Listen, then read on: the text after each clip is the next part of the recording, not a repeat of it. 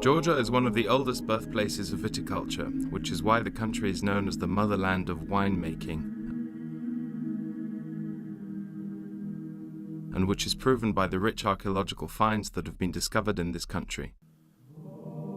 Ancient earthenware vessels for storing wine called kvevri have been found in Georgia, proof that vines were cultivated and that wine was made in our country 8,000 years ago. Highly developed ancient wine cellars called marani have also been found, not to mention different kinds of wine vessels and winemaking tools which are historically speaking comparatively new, but which have been dated as being 6,000 to 7,000 years old.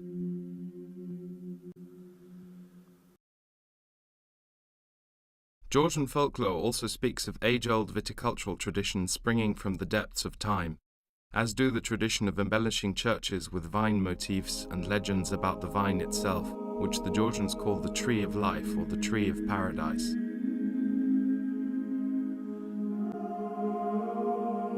Noteworthy also is the historical legend according to which the Georgian Saint Nino preached Christianity with the aid of a cross made from two intertwined vine branches. This is why the cross of the vine is a national symbol of Christianity for Georgians.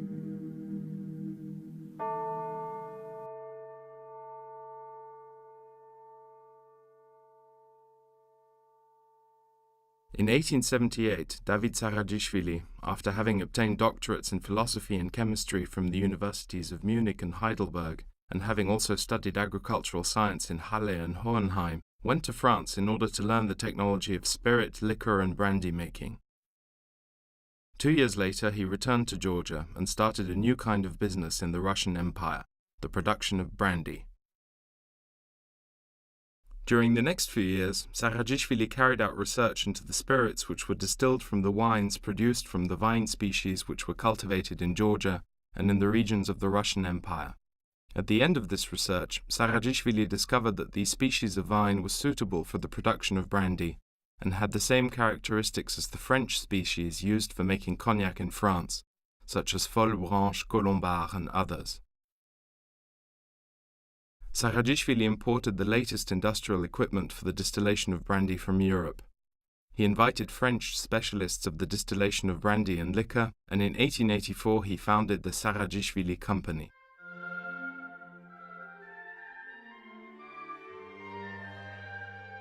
In 1888, the company produced the first Sarajishvili brandy. From that day onwards, and until the day Georgia became part of the Soviet Union, production greatly increased, despite many obstacles such as the First World War, poor harvests, and so on.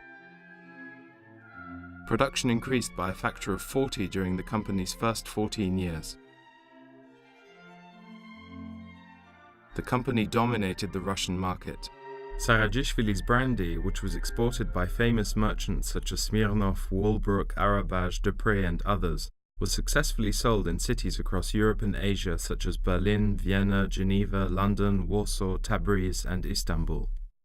The Sarajishvili Company consisted of 13 factories in Tbilisi, Vladikavkaz, Yerevan, Kalarasi, Ganja, Goichai, Bargyushad, Taromovka, and Kizlyar, 10 warehouses in Tbilisi, Baku, St. Petersburg, Moscow, Warsaw, Theodosia, Vladikavkaz, Charjui, Odessa, and Samara, and representatives in 6 cities, in Kiev, Vilnius, Riga, Odessa, Kharkov, and Rostov. The company produced 60 kinds of alcoholic beverage, such as brandy, rum, vodka, liqueur, wine, and others. In 1913, the company was granted an imperial warrant, officially recognizing it as purveyor to the Russian imperial court. During the same period, the company received 14 different awards at exhibitions in Europe and in Russia, among them 10 gold medals. Apart from being associated with a high level of quality, the Sarajishvili brand also engaged in charitable activities. The company founded new scholarships for talented students in different fields, and every year would finance the studies of around 100 students in European universities, students who upon returning to Georgia made great contributions to science and the arts. Sarajishvili also encouraged and financed the opening of new schools all over Georgia. The company financed the construction of Tbilisi University, the Georgian National Museum and Kashveti Church, as well as the restoration and reconstruction of Sveti Troveli in Mtskheta, Georgia's holiest church. The company provided its employees with social security, a rare benefit in those days, but now considered the norm in the modern civilized world. In 1905, Sarakashvili implemented the 8-hour working day, granted its workers 2 weeks of paid holidays, established libraries and Sunday schools for its workers' education, set up an insurance scheme, and provided its workers with free health care and with 6 months paid sick leave if necessary. The company's evolution was later caught up by the outbreak of the First World War, the Bolshevik Revolution in Russia, and Georgia's declaration of independence, and ended with the country's occupation by Soviet Russia in 1921. In 1922, Sarakashvili was nationalized by the Soviet government and was only reopened in 1924 under the name Saksakh-Spirti, after having been closed for 4 years. It should be mentioned that the communists preserved David Sarakashvili's production methods, knowledge which has been passed on from generation to generation for over a century.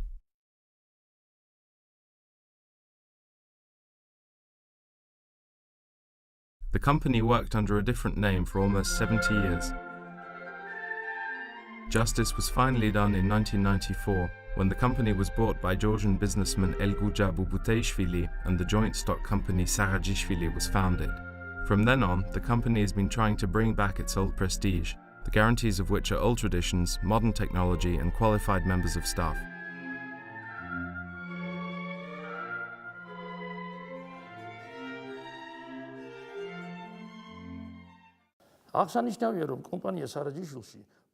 Sarakashvili produces brandy according to the classical method laid out by David Sarakashvili in the 19th century. Technical equipment was improved, as were the methodologies of laboratory research and technical and chemical analyses. Many things have changed except one thing. An oak barrel has not changed because, without it, producing brandy would be impossible. The following question is very often asked. How is Georgian brandy different from all the other brandies?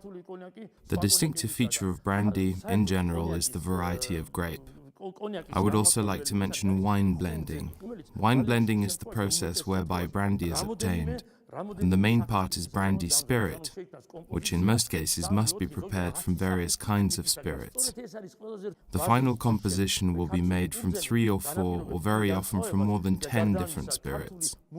This is the most difficult process, and its successful realization depends on the mastery, skills, and knowledge of the production engineer, which are themselves guarantees of the high quality of the final product.